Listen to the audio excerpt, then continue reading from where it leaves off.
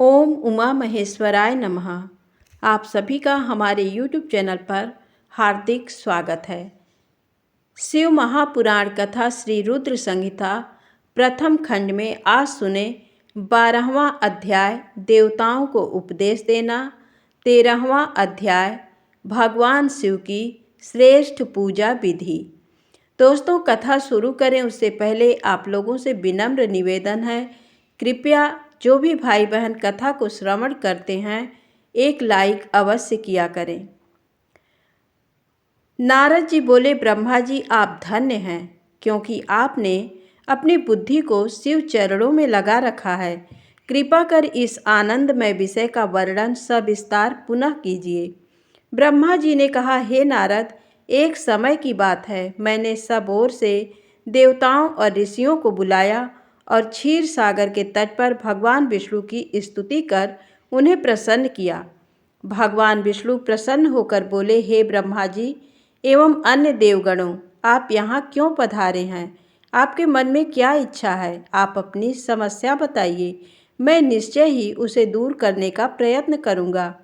ये सुनकर ब्रह्मा जी बोले, हे भगवान, दुखों को दूर करने के लिए किस देवता की सेवा करनी चाहिए? तब भगवान विष्णु ने उनके प्रश्न का उत्तर देते हुए कहा, हे ब्राह्मण, भगवान शिव शंकर ही सब दुखों को दूर करने वाले हैं। सुख की कामना करने वाले मनुष्य को उनकी भक्ति में सदैव लगे रहना चाहिए। उन्हीं में मन लगाएं और उन्हीं का चिंतन करें। जो मनुष्य शिव भक्ति में लीन रहता है, जिसके मन में वे विराजमान हैं, वह मनुष्य कभी दुखी नहीं हो सकता। पूर्व जन्म में किए गए पुण्यों एवं शिव भक्ति से ही पुरुषों को सुंदर भवन, आभूषणों से विभूषित स्त्रियां, मन का संतोष, धन संपदा, स्वस्थ शरीर, पुत्र पौत्र, अलौकिक प्रतिष्ठा, स्वर्ग के सुख एवं मोक्ष प्राप्त होता है।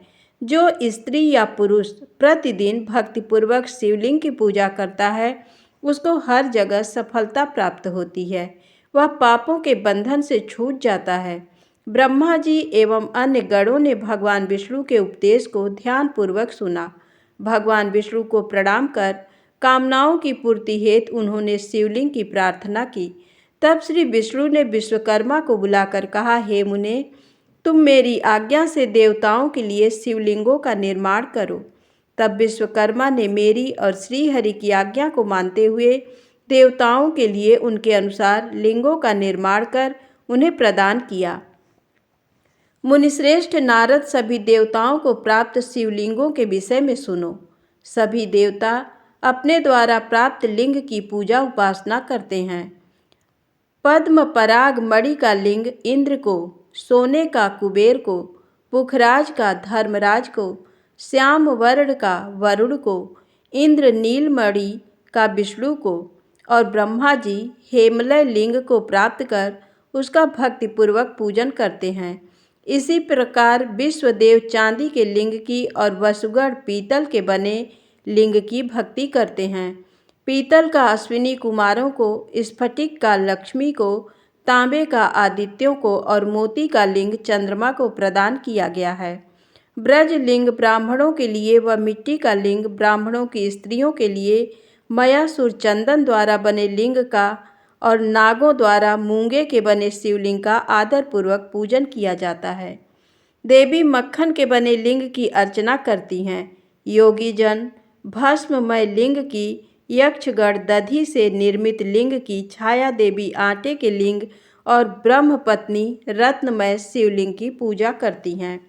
बाणासुर पार्थिव लिंग की पूजा करता है। भगवान विष्णु ने देवताओं को उनके हित के लिए शिवलिंग के साथ पूजन विधि भी बताई। देवताओं के वचनों को सुनकर मेरे हृदय में हर्ष की अनुभूति हुई। मैंने लोगों का कल्याण करने वाली शिव पूजा की उत्तम विधि बताई। ये शिव भक्ति समस्त अभिष्ट फलों को प्रदान करने वाली है। इस प्रकार लिंगों के विषय में बताकर ब्रह्मा जी ने शिवलिंग व शिव भक्ति की महिमा का वर्णन किया। शिव पूजन भोग और मोक्ष प्रदान करता है। मनुष्य जन्म उच्च कुल में प्राप्त करना अत्यंत दुर्लभ है। इसलिए मनुष्य रूप में जन्म लेकर मनुष्य को शिव भक्ति में लीन रहना चाहिए। शास्त्रों द्वारा बताए गए मार्ग का अनुसरण करते हुए जाति के नियमों का पालन करते हुए कर्म करें। संपत्ति के अनुसार दान आदि दें। जप तप यज्ञ और ध्यान करें। ध्यान के द्वारा ही परमात्मा का साक्षात्कार होता है। भगवान शंकर अपने भक्तों के लिए सदा उपलब्ध रहते हैं। जब तक ज्ञान की प्राप्ति न हो तब तक कर्मों से ही आराधना करें। इस संसार में जो वस्तु सत असत रूप में दिखती है अथवा सुनाई देती है वह परब्रह्म शिव रूप है। तत्व ज्ञान न होने तक देव की मूर्ति का पूजन करें। अपनी जाति के लिए अपनाए गए कर्म का प्रयत्न पूर्वक पालन करें। आराध्य देव का पूजन श्रद्धा पूर्वक करें, क्योंकि पूजन और दान से ही हमारी सभी विघ्न व बाधाएं दूर होती हैं। जिस प्रकार मैले कपड़े पर रंग अच्छे से नहीं चढ़ता, परंतु साफ कपड़े पर अच्छी तरह से रंग चढ़ता है, उसी प्रकार देवताओं की पूजा अर्चना से मनुष्य का शरीर पूर्णतया निर्मल हो जाता है। उस पर ज्ञान का रंग चढ़ता है और वह भेदभाव आदि बंधनों से छूट जाता है। बंधनों से छूटने पर उसके सभी दुख दर्द समाप्त हो जाते हैं और मोह माया से मुक्त मनुष्य शिव पद प्राप्त कर लेता है। मनुष्य जब तक गृहस्थ आश्रम में रहे तब तक सभी देवताओं में श्रेष्ठ भगवान शंकर की मूर्ति का प्रेम पूर्वक पूजन करे। भगवान शंकर ही सभी देवों के मूल हैं। उनकी पूजा से बढ़कर कुछ भी नहीं है। जिस प्रकार वृक्ष की जड़ में पानी से सींचने पर जड़ एवं शाखाएं सभी तृप्त हो जाती हैं, उसी प्रकार भगवान शिव की भक्ति है। अतः मनोवांछित फलों की प्राप्ति के लिए शिव जी की पूजा करनी चाहिए। अभीष्ट फलों की प्राप्ति तथा सिद्धि के लिए समस्त प्राणियों को सदैव लोक कल्याणकारी भगवान शिव का पूजन करना चाहिए। 13वें अध्याय में शिव पूजन की श्रेष्ठ विधि का वर्णन है। ब्रह्मा जी कहते हैं, हे नारद, अब मैं शिव पूजन की सर्वोत्तम विधि बताता हूँ। ये विधि समस्त अभिष्ट तथा सुखों को प्रदान करने वाली है। उपासक ब्रह्म मुहूर्त में उठकर जगदम्बा पार्वती और भगवान शिव का स्मरण करे।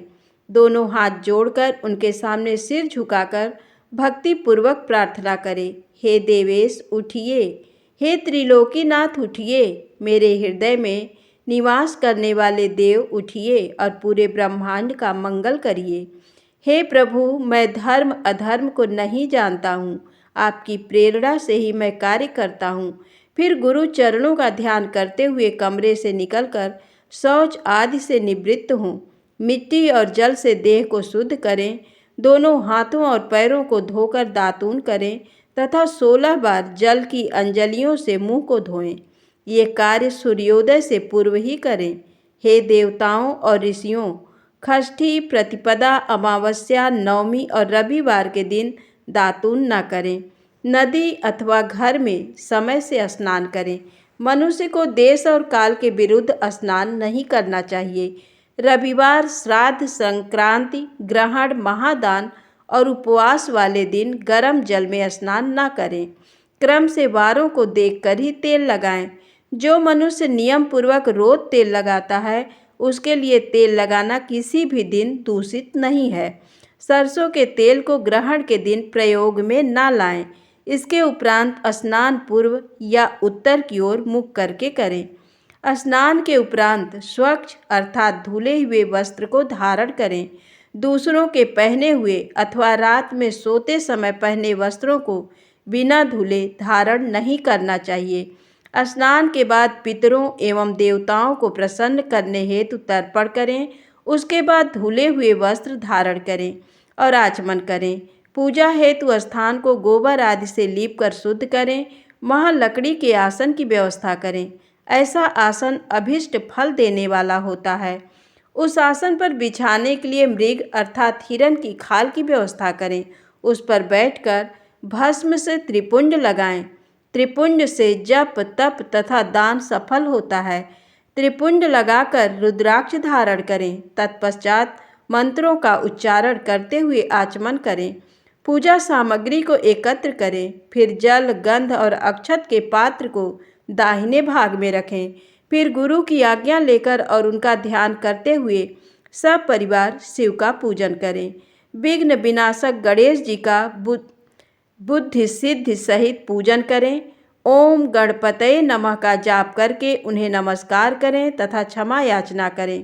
कार्तिकेय एवं गणेश जी का एक साथ पूजन करें तथा उन्हें बारंबार नमस्कार करें।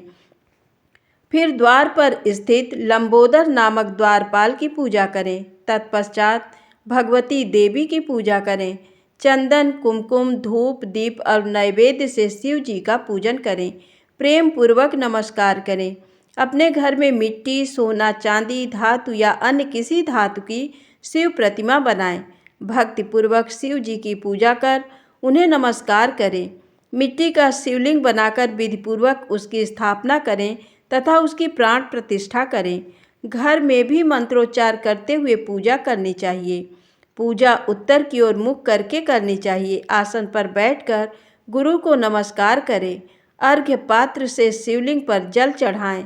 शांत मन से पूर्ण श्रद्धावनत होकर महादेव जी का आवाहन इस प्रकार करें।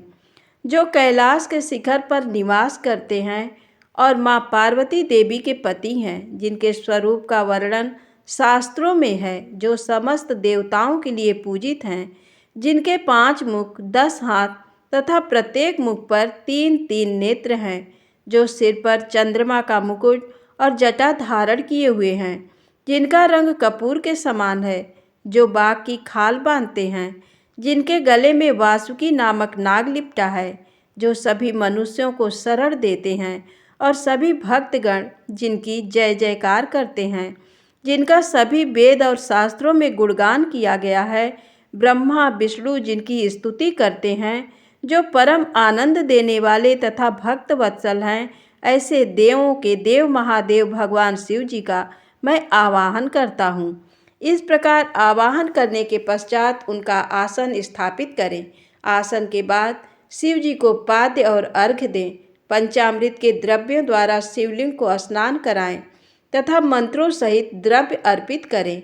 स्नान के पश्चात सुगंधित चंदन का लेप करें तथा सुगंधित जलधारा से उनका अभिषेक करें। फिर आचमन कर जल दें और वस्त्र अर्पित करें।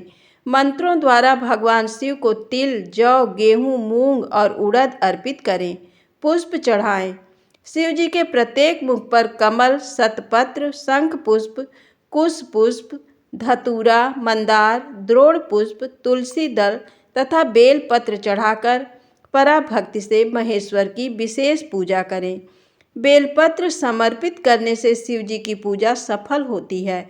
तत्पश्चात सुगंधित चूर्ण तथा सुवासित तेल बड़े हर्ष के साथ भगवान शिव को अर्पित करें। गुग्गुल और अगरू की धूप दें। घी का दीपक जलाएं। प्रभो शंकर, आपको हम नमस्कार करते हैं। आप अर्घ्य को स्वीकार करके मुझे रूप दीजिए, यश दीजिए और भोग व मोक्ष रूपी फल प्रदान कीजिए। ये कहकर अर्घ्य अर्पित करें। नैवेद्य व तांबुल अर्पित करें। 5 बत्ती की आरती करें। 4 बार पैरों में, 2 बार नाभि के सामने, 1 बार मुख के सामने तथा संपूर्ण शरीर में 7 बार आरती दिखाएं। तत्पश्चात शिव जी की परिक्रमा करें। हे प्रभु शिव शंकर, मैंने अज्ञान से अथवा जानबूझकर जो पूजन किया है वह आपकी कृपा से सफल हो। हे भगवान, मेरे प्राण आप में लगे हैं। मेरा मन सदा आपका ही चिंतन करता है। हे गौरीनाथ, भूतनाथ, आप मुझ पर प्रसन्न होइए। प्रभो, जिनके पैर लड़खड़ाते हैं उनका आप ही एकमात्र सहारा हैं। जिन्होंने कोई भी अपराध किया है उनके लिए आप ही शरणदाता हैं। ये प्रार्थना करके पुष्पांजलि अर्पित करें तथा पुनः भगवान शिव को नमस्कार करें। हे देवेश्वर प्रभो, अब आप परिवार सहित अपने स्थान को पधारें तथा जब पूजा का समय हो तब पुनः यहाँ पधारें। इस प्रकार भगवान शंकर की प्रार्थना करते हुए उनका विसर्जन करें और उस जल को अपने हृदय में लगाकर मस्तक पर लगाएं। हे महर्षियों, इस प्रकार मैंने आपको शिव पूजन की सर्वोत्तम विधि बता दी है, जो भोग और मोक्ष प्रदान करने वाली है। ऋषिगण बोले, हे ब्रह्मा जी, आप सर्वश्रेष्ठ हैं। आपने हम पर कृपा कर शिव पूजन की सर्वोत्तम विधि का वर्णन हमसे किया, जिसे सुनकर हम सब कृतार्थ हो गए हैं।